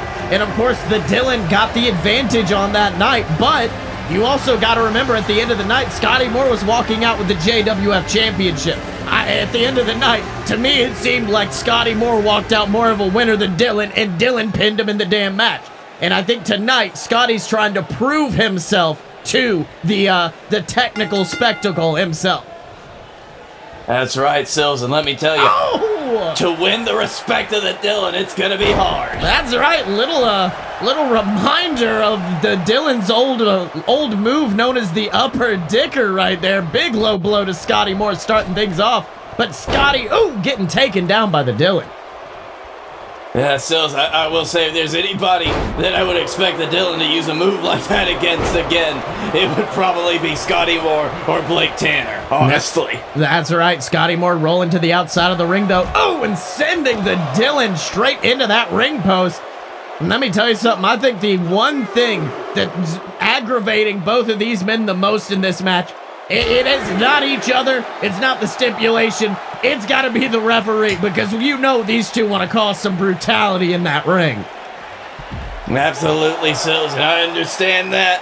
I get where both of these guys can come from, but Sometimes you gotta do it within the confines of the ring itself, and you gotta show what you can do with a little bit of stipulation. That's right, Scotty went for a big boot. Dylan with a big splash in return, though, picking up the self-proclaimed hero of the JWF, but ooh, gets dropped with a reverse DDT. Looks like Scotty going to that top rope. Could be looking for one of them patented elbow drops. Oh, instead the Dylan getting out of the way, but luckily Scotty landing on his feet as he just gets dragged over to the ropes. What could the Dylan be thinking here? I don't know, Sills. Now, as we know, this is the first time these two have really come to blows with each other since last year at WrestlePalooza, and the Dylan has changed so much since then. Scotty Moore has changed so much. What this new clash of styles is gonna bring. That is right. Meanwhile, the Dylan arm wrenched. Oh, but eats a big elbow for his troubles. I mean, let's not forget as well, these two men started off the JWF Ignition era as champions. The Dylan with the Captain's Championship, Scotty Moore with the JWF Championship. Oh, wait a minute, goes for the pinfall. Scotty kicking out. It's gonna take a lot more than that to take him down, Tibbs. True, Sills. Of course, these two trying to reclaim those old bits of glory they had last year, especially as we are now on the road to WrestlePalooza, the greatest stage of everything. That is right. You can see Scotty Moore going to the top rope using a maneuver we have seen him utilize numerous times in the past, but God, it hurts to look at every time he does it. Indeed, Sills, and this might just be the way you get one over on the Dylan. Devastating moves. Try to aggravate that old injury to his shoulder and just try to keep him down, keep him from being able to Scotty going to that top rope. Oh, went for the fist drop, but Dylan wisely rolling out of the way. And that's the thing about these two individuals. They both know each other so well in that ring. Dylan knew he couldn't escape the superplex, but he knew Scotty would follow it up with that fist drop. Oh, but he definitely didn't see that coming. Big super kick. But it looks like Scotty is not done. Maybe wanting to follow it up with the SMG. Oh, no, a big boot instead. Scotty Moore. You see the air that Scotty Moore got. That's right. Starting to, big super kick to the gut. Scotty Moore starting to feel it. Starting to feel that adrenaline flow. But, Dylan kicking out at one. And let me tell you something. If you want something to shut down your adrenaline, it's hitting a guy with everything you got and him kicking out at one. I'd have to agree, Sills. That could just put you right out. That may have to make you rethink your entire strategy.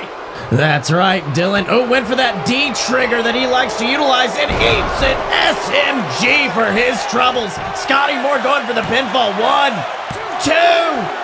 Oh, Dylan just barely kicking out of that. And once again, that has got to be disheartening for Scotty Moore, throwing everything you have at the Dylan. But look at that. Scotty Moore saying, I don't care. Bring it on. All right, but oh, wait. Dylan quickly with an arm drag, taking it down Scotty, but gets whipped into the ropes for his troubles before, a big forearm shiver sends him back. All right, the Dylan put into the corner. Scotty Moore, eating a big strike to the knee. Then a massive Scotty kick to the face. Oh, Sills, you know that can't feel good. That's going to have the Dylan down. That could have him down for the count. Went for the elbow drop, but the Dylan avoids it at the last minute into beautiful back suplex. The Dylan, it looks like he's got that scouted. Anytime Scotty Moore goes to the top rope, he's probably going to get out of the way. Oh, wait a minute. He's got him set up. Rock bottom, and he transitions into the vise. He's got Scotty Moore in the vise, and you can see Scotty reaching out for those ropes, but he's just barely too far away. Oh, Sills, this is a battle of attrition right now. Massive knees to the back, though, forcing the Dylan to get rid of the Anaconda Vice, and he immediately walks into an SMG from Scotty Moore, but it looks like Scotty is not done. Not at all, Sills, but you gotta keep it up when you're against the Dylan. You can't just rely on a few flashy moves that come out of nowhere with the Dylan.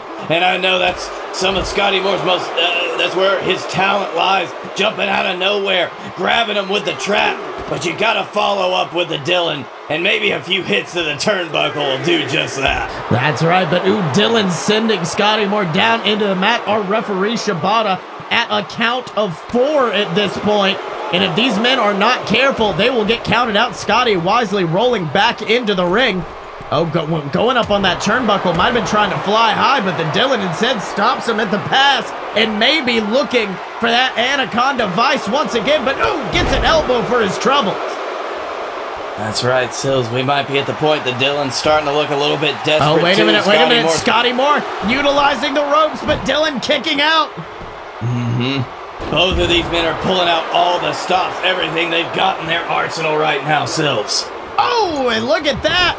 Oh, big kip up into a bigger boot. And Scotty Moore once again takes advantage. Oh my God, just dropping the Dylan and then slamming him to the earth. Scotty Moore going to the top rope. But look at the Dylan just standing up, and Scotty looked like he just saw a ghost. I don't think he expected the Dylan to get up like that. I know, but still, you see that it took a lot of energy out of the Dylan. He had to take a quick breather after that one, but it might have scared the hell out of Scotty Moore. That's right. He went for that D trigger, that running knee, but instead gets sent over the top rope is Scotty Moore. Now Dylan's got him. Could be taking him to the center of the ring. Beautiful suplex there from the technical spectacle himself. And like you said, unpinned, unsubmitted in competition. Goes for the pinfall. 1, 2. Ooh, Scotty kicking out at 2. But still, Scott, you gotta think, Scotty Moore, he's had a great year as well last year. He's had a few flub-ups over the last few months, but it looks like he is giving it all he's got to try to take out the Dylan. That's right, Dylan with a big elbow as well. You got to think the Dylan wants to face Blake Tanner at WrestlePalooza. He wants his opportunity and he wants his championship back by any means necessary. Unfortunately, Scotty avoids that big drop kick. Yep, and Sills, I gotta say, he might have forgot all about it at WrestlePalooza, but I don't think so. Scotty Moore, he walked out with a championship. He walked out with everything he could ever ask for, but he also walked out of WrestlePalooza last year with a loss to the Dylan. And you gotta think, this is his chance, his opportunity to avenge that. Oh, wait! Scotty was going for the SMG on the Dylan, but Shibata got in the way. Shibata got in the way, and now he's locked in the Vice. Scotty Moore's locked in the Vice, and he is tapping. He's tapping, but Shibata is down. No, Shibata didn't see it, Sills. He's out. He's out. If we had another official out here, they would have called the match, but it's only Shibata tonight. That is right. Unfortunate for Scotty Moore. Thought he had that match won, but I guess it's a good thing he knocked Shibata out, or else that match would have been over right then and there. That is true, Sills. He might have been unknowingly, but he helped himself. That's right, but wait a minute, Scotty. Tossing Dylan off to the other side of the ring before dragging him towards those ropes. What is he thinking here? Oh, doesn't matter what he was thinking. What matters is he got dropped before being picked up for total destruction just like that. You gotta think, Sills, that's gonna be some amazing pain. It might not be the Vice, but after you got in the Vice twice, now who knows if he can kick out? Yeah, Scotty Moore kicked out, but look at that. Look at how weak the body looks. Not even able to use the legs, and it looks like Dylan about to finish things off right here. He's got him in the Vice, but no! Scotty ducks behind. Was going for the SMG, but Dylan gets out of the way. Oh, had to resort for a DDT instead. Now you can see, Sills, the Dylan, he was just trying to slip away from Scotty Moore. But I don't think he's going to slip away from this. That's right, the big Scotty kick. Dylan avoids it, but walks straight into an SMG. Falls into the pinfall. 1, 2, 2. Oh, that was 2 3/4 if I've ever seen it, Tibbs. Absolutely, Sills. That was devastating. That was so close. The Dylan is bloody. The Dylan is down. Scotty Moore, he's at his wit's end right now. Yeah, you can see the frustration growing in the body of Scotty Moore, who tosses him into the turnbuckle, but wait a minute, Dylan gets out of the way, sends Scotty across the ring, goes for a splash, Scotty avoids it, these men know each other so well, reversing everything, but he's got him up. Total destruction once again, and all Dylan's got to do is lock in that vice, and it's all over, Tibbs. And what the hell? That's Blake Tanner's attacking. He stopped the match. He broke the match. Who is that man? It's Blake Tanner, the captain's champion. He saw the Dylan about to win that match, and he came in, and that son of a bitch just ended things. Hey JWF true believers, Captain Tibbs here for merch.alodapurebs.com. That's right, merch.alodapurebs.com. That is where you can buy all of our great merchandise from the JWF universe. Do you want t-shirts? Do you want more t-shirts? T-shirts with my face on it, with the faces of all the JWF superstars, our great wrestlers, anything. We got t-shirts, more t-shirts, tank tops, hoodies, baseball hats, masks. You can even get a phone case. You can get a phone case with my face on it. You can get a phone case with the Jeb-A-Dook's face on it from JXT. You can get anything you want. Whatever your heart desires, merch.alodapurebs.com. Powered by TeePublic. All right, Tibbs, we move on to our main event of the evening and our final Expiration Chamber match. And do not adjust your TV sets, ladies and gentlemen. That's right, women's wrestling has come to the JWF. And tonight we're going to be finding out who's going to head to the grandest stage of them all, WrestlePalooza, to challenge the current JXT Women's Champion, Cat Viva, for the opportunity to become the first ever JWF Women's Champion. Absolutely, Sills. It has been a long time coming, when we're very proud to have this match finally here, especially for the inauguration at WrestlePalooza of the first JWF Women's Champion. That's right, and of course, a former JXT champion in her own right, Larceny Daniels, just coming out. This woman, Alessia, Jinx, I mean, those two had an epic feud over that belt, passing it back and forth. I mean, just about every woman in this match has held the JXT Women's Championship with only a few exceptions. Lucretia Pendragon, who of course I believe won it in a chamber match but lost it the next night, and then Val Curry, a woman who has never claimed the title. Absolutely, Sills, which of course, if you haven't noticed, Val Curry, the daughter of Momoa Curry himself, following in the family lineage of professional wrestling, she is coming, she is here to make a name for herself among these other amazing superstars. That is right, but here she comes, Lucretia Pendragon, a woman who has made herself known in the past few weeks here in the JWF. I mean, a lot of these women were coming in as homegrown names. People knew the names of Aiyana, Larceny Daniels. Lucretia Pendragon in JXT was somebody who always kind of stood in the back, was a background character, but now that she is here in the JWF, she's here and she wants to make a statement. Absolutely, Sills. Lucretia Pendragon, she is a veteran in her own right. She has seen a lot, she has done a lot, but she is always seeking to achieve more, like the JWF Women's Championship. That's right. Don't know why she's got a championship, though. That is actually her JXT championship that she won in the chamber.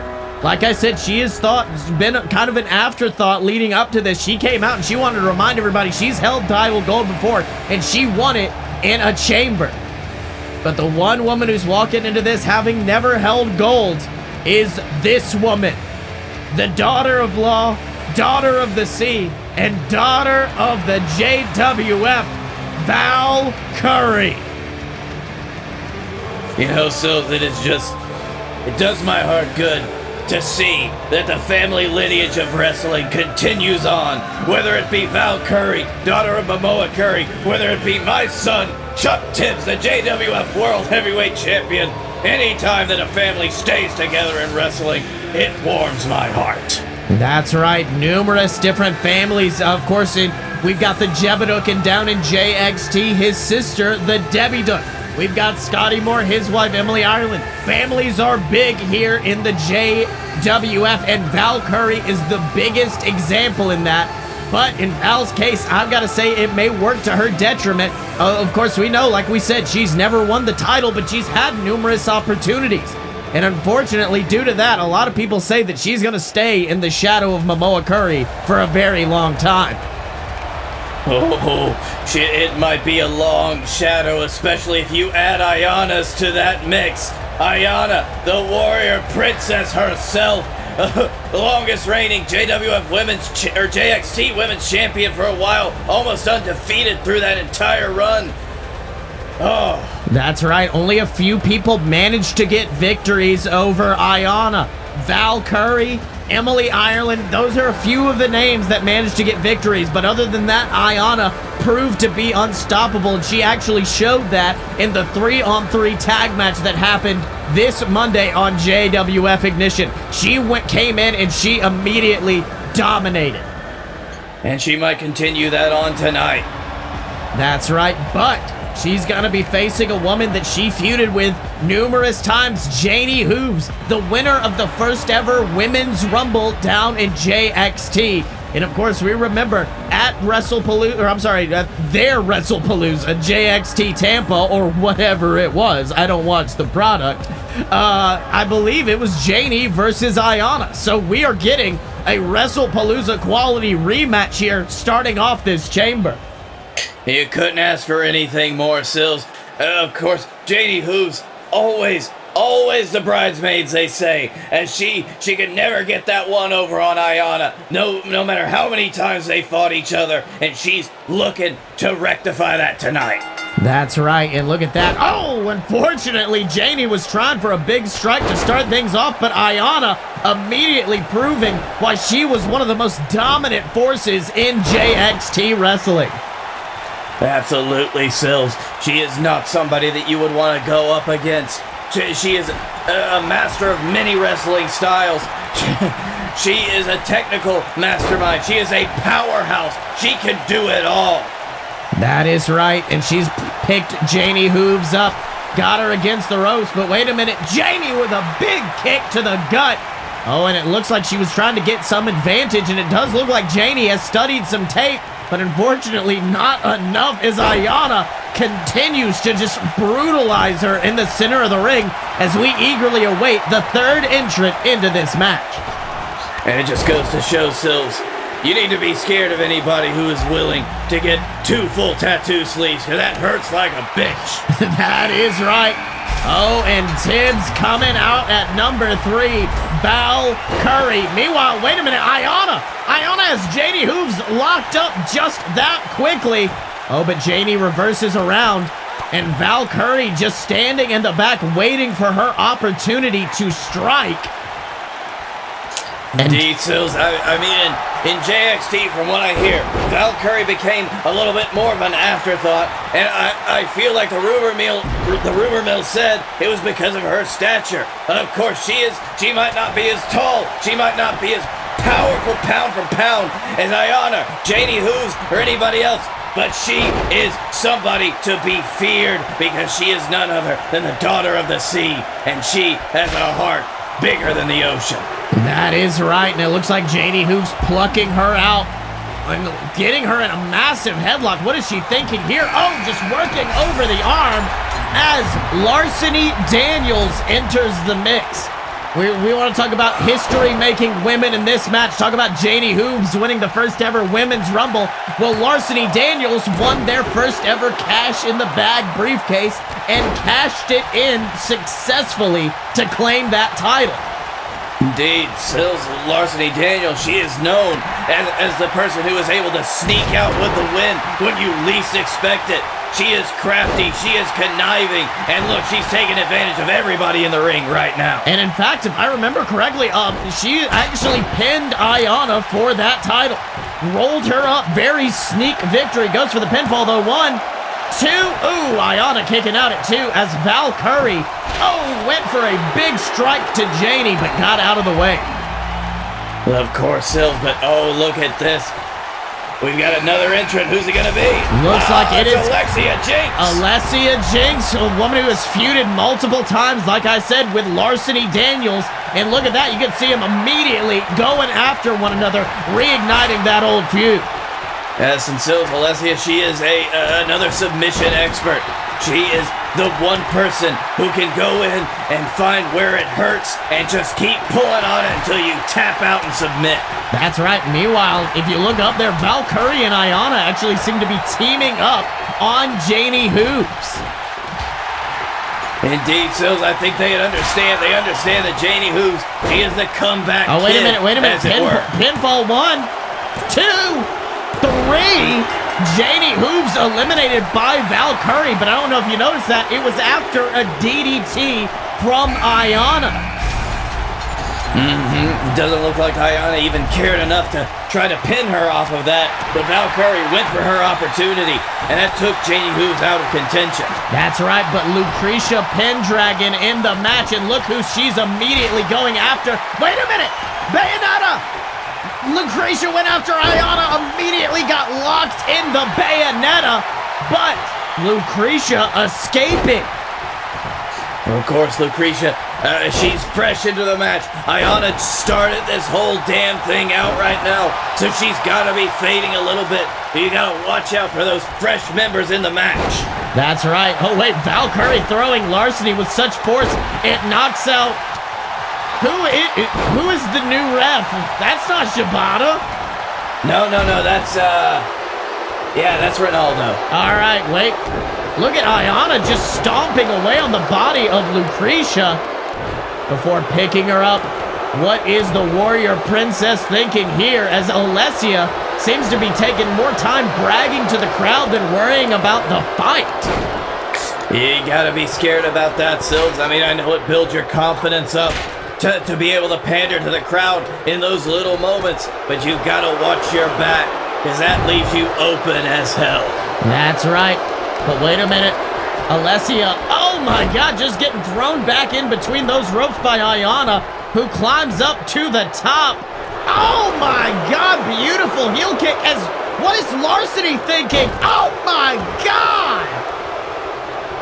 Larceny getting ready to fly, and Aiyana taking the opportunity to go after Val, too. Oh, Val barely kicking out of that one. Looks like Aiyana tried to capitalize on that move by Larceny when she could not capitalize herself. Oh, and it looks like, oh my god, look at Lucretia just sending Alessia out of the ring, unceremoniously dumping her on the back of her skull. That's gotta be painful, Sills. That is right. Meanwhile, Valkyrie and Lucretia going at it as Aiyana continuing to face off against Larceny Daniels. 1, 2. Oh, kicking out at 2 is Aiyana. But now, Valkyrie getting pinned. 2.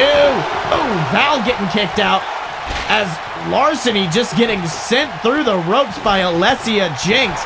These two, you can't pry them apart if you had a crowbar, Tibbs. Absolutely, Sills. These two have fought together for so long. They've had so many high-profile feuds. They've been in the same division for so long that they know who their biggest threat is. That is right. And, sending her back into the ring is Larceny Daniels. Alessia back to her feet, though. Could be trying to lock in that big arm breaker she likes to utilize, but eats a spear for her troubles. 1, 2, barely kicking out of that is Alessia Jinx. But it looks like Larceny does not care about that. Oh, Alessia reverses, though. Meanwhile, in the background, Valkyrie between a rock and a hard place taking on Aiyana and Lucretia Pendragon all at once. I have to agree, Sills. It looks like they're teaming up against Valkyrie pretty hard right now. What a hip attack from Aiyana, taking them both out. 2. Oh, kicking out is Lucretia. You can tell that rung Lucretia's bell pretty hard, but she was still able to kick out. She might be running on fumes right now. Alessia has her locked in the arm breaker, and Lucretia is locked up in the Bayonetta by Aiyana. My God, Sills, this could be it. She is choking the life out of Lucretia Pendragon in the corner, and look at that, just dumping her onto her back. I don't think she could get a tap out because I think Lucretia is knocked out as she gets a pinfall. Oh, Sylv, that is a bad way to go in this kind of match, let me tell you. You don't tap out, but you still pass out and get pinned. That is right. Meanwhile, Valkyrie going after Larceny Daniels, Alessia Jinx directly in the warpath of the warrior princess Aiyana. Indeed, Sylv, we are down to the final four right now. I mean, I know that doesn't sound like a lot, but after the entirety of this match, it seems like you're going to have to move a mountain just to get a pinfall. Spear from Valkyrie, a tribute to her father. 2. Oh, kicking out is Larceny Daniels. But it looks like Valkyrie backed up into the corner. She's not done. She's not done. Spear! Oh. She just leapt over the referee. That's how bad she wanted that spear. Goes for the pinfall. 1, 2, 3. And Valkyrie has knocked out Larceny as Alessia Jinx directly in the path of that big hip attack. Falls into that pinfall. 1, 2. Oh, kicking out is Alessia Jinx. Oh, Alessia, she knows. Valkyrie just tried to spear Aiyana, and I don't know if she got all of it, but she is certainly the last woman standing right now. Indeed, it looks like she took out Alessia with that one as well. Of course, that didn't impact as much as you'd want to against a single person, but maybe it did the job to keep Aiyana down for an extra few seconds. And a beautiful suplex to Alessia. Oh, wait a minute. I think Aiyana just tried to break up that pinfall. Instead, was trying to take out Alessia with what a guillotine kick. Goes into the pinfall is Aiyana. 1, 2, 3. And it comes down to 2. 2 women who I'm sure were arguing to be the face of the JXT women's division. Aiyana and Valkyrie. Oh, Shells, I could have imagined a better final 2 if I booked this myself and told them exactly where to go. This is amazing. That's right. You see, Valkyrie was going to that top rope, thought better of it. Instead, just takes Aiyana and stomping away on the face is Val. Yes, this is Valkyrie's opportunity to finally pin Aiyana if she can get it just right. Goes into that pinfall. 1, 2. Oh, barely kicking out of that is Aiyana. Oh, Sills, I know Valkyrie. She's an intimidating competitor. She's very talented in her own right, but I don't know how well that's gonna match up against the raw power of Aiyana, the power that held up the JXT women's division for so long. Well, it looks like she may be trying to punch her ticket. Oh, but Aiyana fights out of it. Fights out of that big Momoan punch attempt, and she's propped her up on that top rope, but ooh, Valkyrie fighting back. Of course, it looks like Val's still got a lot of fight in her left as well. These two, they might just fight all night, Sills. That's right, but Aiyana off the ropes, hip attack. And it looks like she's not done. She's not done. Could we see an attempt at the Bayonetta? Oh, and we do. Valkyrie in a bad place. Valkyrie locked in, but... Oh, Val immediately grabbing that arm before Aiyana could lock it in all the way and using the elbow wisely to prevent the Bayonetta from being locked in.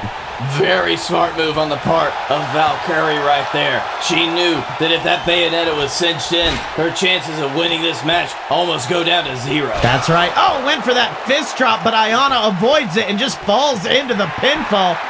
1. Oh, kicking out is Valkyrie. Much as these two have fought already, Sills, they are not tired enough to go out and a move like that, I'll tell you that much. That's right, but, I mean, just imagine the brutality of face planting against that steel on the outside, and Valkyrie is backed up into the corner.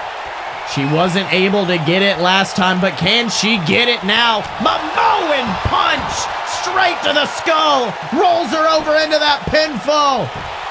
1, 2. Oh, kicking out is Aiyana. That looks like it, Aiyana. She's probably taken that punch a dozen times over now. Oh, and gets dumped to the outside by Valkyrie. And I think there are devilish things going on inside the mind of the daughter of the sea. Oh, Sills, I think I might know what she's thinking. Spear! Spear! The move her father made famous. That fisherman's spear just sent them both careening through the side of that chamber wall. And they're barely moving. Valkyrie using the last of her strength to drag Aiyana out of that chamber to go for the pinfall. That's right. Goes for it. Got her locked in. 1, 2. Aiyana just kicked out of that. She went What the through hell is Aiyana plexiglass. made of? She went through solid steel. There was glass in her back, and yet Aiyana perseveres. Aiyana is not somebody that you take lightly, and Valkyrie did not take her lightly, and even so, Aiyana rises to greet the day. And she has got that arm. She has got that arm, and it is about to snap in two. Ooh, that is a vicious armbar, Sills, especially having somebody twice your size lock it in on you. That's right, but Valkyrie, thanks to that smaller size, allows her to slip out and hit the Momoan punch. 1, 2. Ooh, kicking out once again is Aiyana.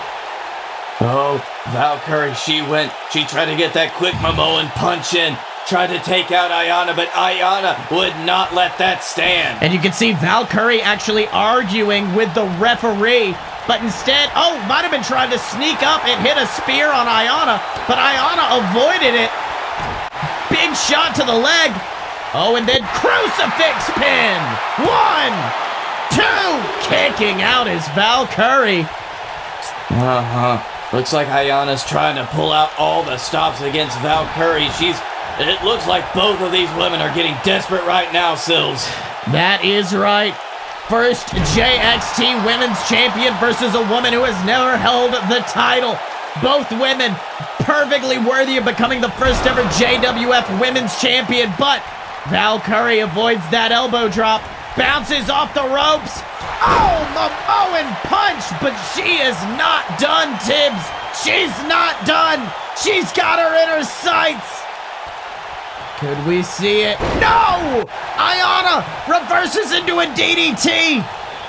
Oh, might have been trying to knock her around, set her up for the Bayonetta. Spear! Spear! Spear! Falls She's got to into it. capitalize on it. 1, 2, 3.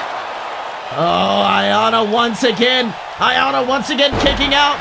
And then Val went for a second. Spear gets arm drag for her troubles. Val kicks out at 1. Sills, these two, they have thrown everything they can at each other, and now they are just scraping the bottom of the barrel, the last of their reserves. That is right. And much like the opening match, Hammerman versus Chuck Tibbs, you can feel just how badly these two women want this, how badly they want to go and make history at WrestlePalooza. Big kick to the spine from Valkyrie. Absolutely, Sills.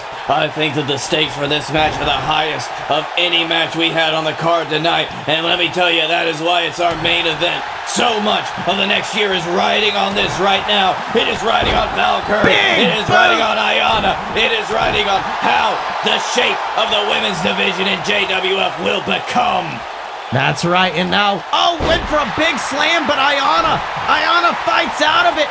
Big knee straight to the skull of Valkyrie. And now what's she thinking? Oh no, she's going for that hip attack. That vicious move straight to the skull. Goes for the pinfall. 1, 2. Oh, Val barely breaking it up. Barely getting out of it. But you can see Val looking weak and Aiyana just beating the living hell out of her. And Tibbs, Aiyana going to the top rope, not a place you usually see her. That massive frame could crush Val Curry, but Val gets out of it. Val gets out of the way. And now, what? Rolled up. Roll her up. Roll her up. 2, 3. Holy shit, Sills. And look at that. Aiyana instinctively put the shoulder up. But Val Curry had her trapped and wrapped up and pinned to the mat. Which means at WrestlePalooza, the Daughter of the Sea could very well be our first ever JWF Women's Champion. You gotta think, Sills, after a match like that, after a match when you gave everything, you left everything on the table, sometimes it falls down. The simplest of strategies can work. You just grab them, roll them up, force their shoulders onto the mat, and you pick up the win. The 1, 2, 3, just like the Daughter of the Sea did here today. That is right, Tibbs, and you can see her wearing the effects of this chamber match. This brutal match that Val Curry just survived to perhaps make history at WrestlePalooza. And Tibbs, let me tell you right now, this has been a monumental pay-per-view. We have seen titles defended. We have seen champions rise. We have seen numerous phenomenal things happen. And now we know what's to come at WrestlePalooza. Chuck Tibbs versus Robert Hill. Val Curry versus Cat Viva, the current JXT champion, to determine who the new JWF Women's Champion will be. I mean, we have got so much coming up in the future, and Tibbs, WrestlePalooza is shaping up to be can't miss. Of course it is, Sills. When isn't it? And I can tell you that there are 2 proud papas in the JWF right now, myself and the God of the Sea, Momoa Curry. That is right, Tibbs, but in order to see what happens on the road to WrestlePalooza, you're going to have to tune into JWF Monday Night Ignition. You can find it on iTunes or wherever fine podcasts are sold. But until next time, he's been Captain Tibbs, I've been Silver Spoon, and this has been Expiration Date. And we will see you next time.